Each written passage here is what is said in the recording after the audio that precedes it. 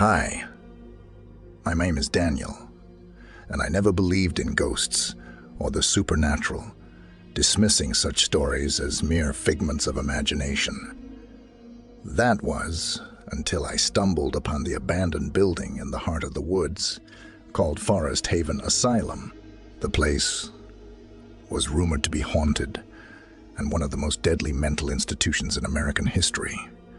But I brushed off the warnings, determined to prove to myself that it was just another urban legend. Late one eerie evening, curiosity got the better of me, and I decided to venture into the decaying asylum. The darkness enveloped me like a suffocating cloak as I crept through the overgrown vegetation and broken windows. The air hung heavy with the scent of decay and forgotten nightmares.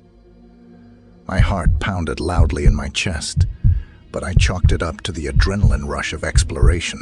As I explored deeper, I began to hear faint whispers and distant footsteps. "It's just the wind," I kept telling myself, but the uneasy feeling intensified with every step I took. Suddenly, I caught sight of a shadowy figure moving along the hallway.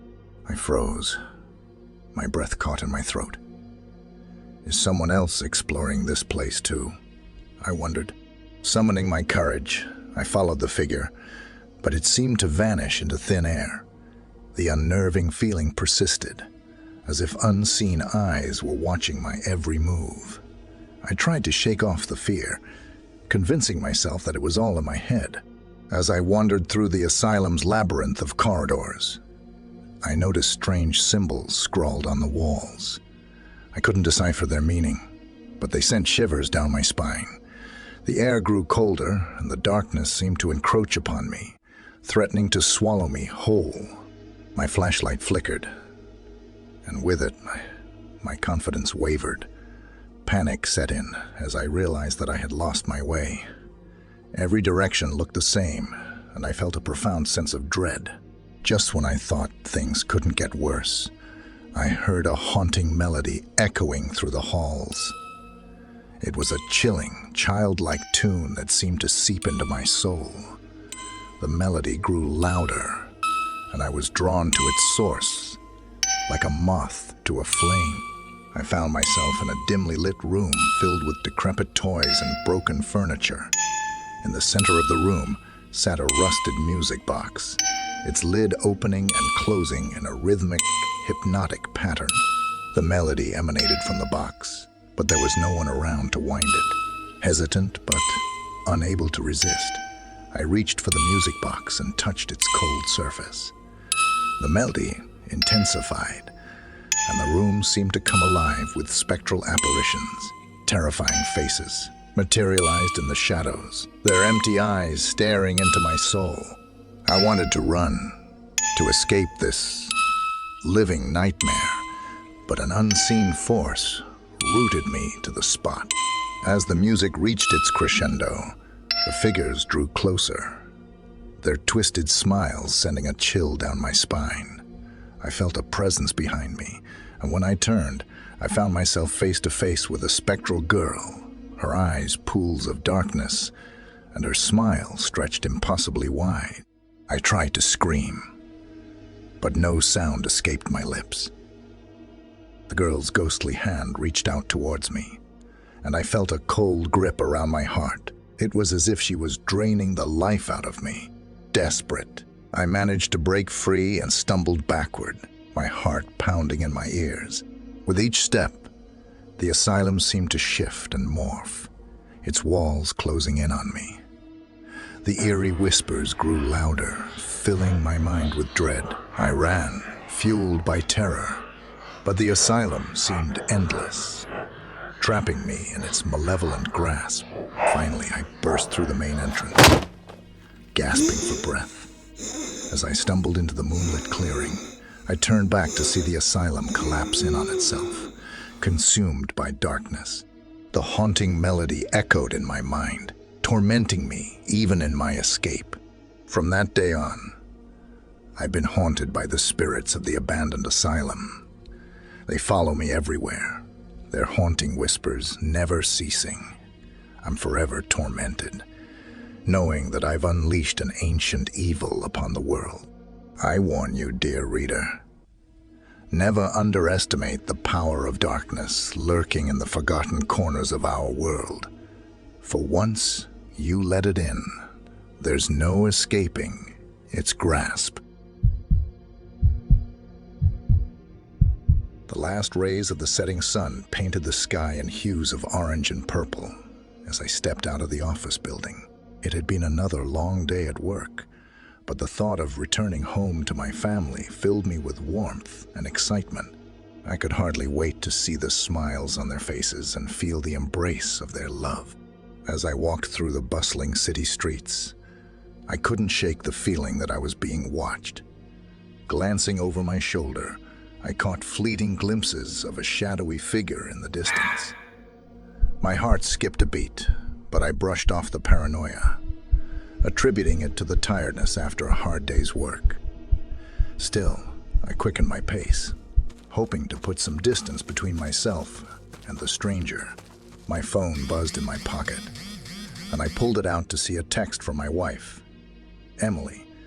It was a picture of our kids, Jason and Lily, with beaming smiles, eagerly waiting for me to come home. I smiled back at the photo and texted Emily, reassuring her that I would be there soon. The sight of their happiness energized me, and I continued my journey, feeling a renewed sense of purpose. However, every now and then, I couldn't shake the feeling of being followed. Each time I turned around, the figure seemed to vanish into the crowd, leaving me with nothing but the unsettling sensation of being watched. I decided to take a few turns, hoping to lose whoever was tailing me, but it only seemed to intensify their pursuit. My heart raced as I entered a narrow alleyway, hoping that the cramped space would make it easier to spot the stranger. My mind filled with questions. Who could it be? Why would anyone follow me? I wasn't anyone of great importance or wealth. My life was ordinary, and I couldn't fathom why someone would take an interest in me. My phone rang, interrupting my thoughts. It was Emily again, checking in to see how far away I was. I reassured her that I was okay and nearing home. Though I didn't mention the person following me, I could hear the concern in her voice, and it only added to my determination to reach home safely. I decided to confront the situation head on.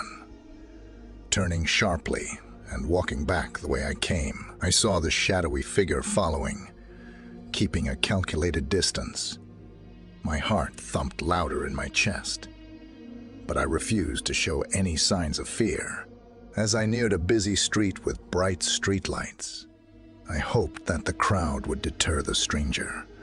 But as I looked around, the figure was nowhere to be seen. I felt a mix of relief and apprehension.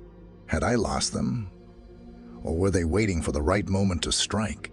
Finally, I arrived on my street, lined with quaint houses adorned with cheerful lights. The sight brought a wave of comfort and a small smile to my face. I was just steps away from my front door, eager to embrace my family and forget about the strange encounter.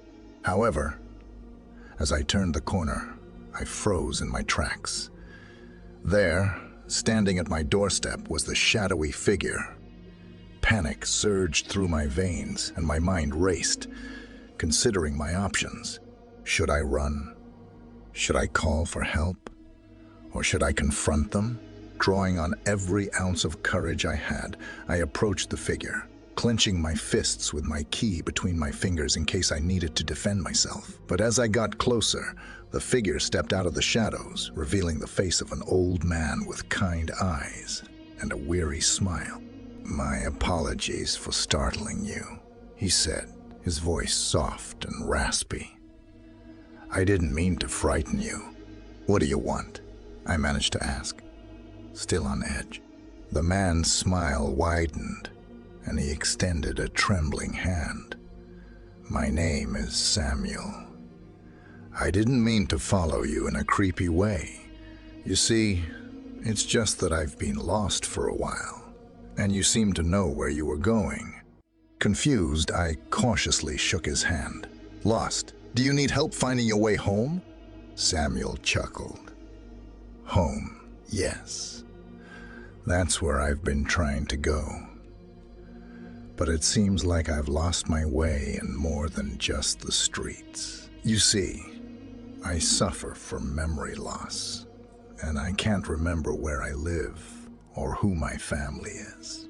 As he spoke, his vulnerability touched my heart. I couldn't help but feel sympathy for this old man, who had inadvertently become my shadow during his own desperate search for home. With newfound compassion, I invited Samuel inside. We called the authorities, and after a few phone calls, they were able to locate Samuel's family. As it turned out, he had wandered away from home earlier that day, and his family had been searching for him anxiously. Apparently, this wasn't the first time this has happened. Reuniting Samuel with his loved ones was a heartwarming sight. The gratitude in their eyes was enough to fill my heart with joy. It was a stark reminder that sometimes strangers are not what they seem, that the shadows we fear might actually be someone in need of help. As I finally stepped inside my own home, I was greeted by the loving arms of my family. Their warm embrace washed away the tension of the day, and I couldn't help but feel grateful for the safe and secure haven that was my true home. In the end, that evening taught me that even in the face of fear and uncertainty, there is room for compassion and understanding. The shadows may follow us, but they can also lead us to unexpected moments of connection and humanity. The sun was beginning to set as I embarked on a solo hike through the dense woods that bordered our small town in England. I had always loved the serenity of nature, but as I ventured deeper into the forest, an inexplicable sense of foreboding crept over me. The leaves rustled with an eerie intensity, and the wind seemed to carry an unsettling murmur. Ignoring my unease, I pressed on, following the faint trail that led deeper into the heart of the woods. The trees loomed overhead, their branches intertwined like skeletal fingers against the darkening sky. An eerie silence enveloped the surroundings, and I couldn't shake the feeling that I was being watched. After what seemed like an eternity, I heard a faint whisper on the breeze. At first, it was indistinct, like the soft murmur of distant voices. But as I strained to listen, the whispers grew clearer, almost like someone was calling out to me. Hello, I see you. Come to me. I won't hurt you. I hesitated, unsure if I should respond or ignore the haunting sound. Who's there? I called tentatively, my voice quivering with uncertainty. The forest answered with an echo of my own voice, but the whispers persisted, beckoning me further into the depths of the woods. Against my better judgment, I followed the alluring sound, my curiosity overcoming my fear. With every step, the woods seemed to change, becoming even more otherworldly. The trees twisted into grotesque shapes, and the ground beneath me grew spongy and moist. The whispering intensified, becoming a chorus of eerie voices, urging me to come closer. My heart pounded in my chest as I stumbled upon a clearing bathed in an unnatural glow.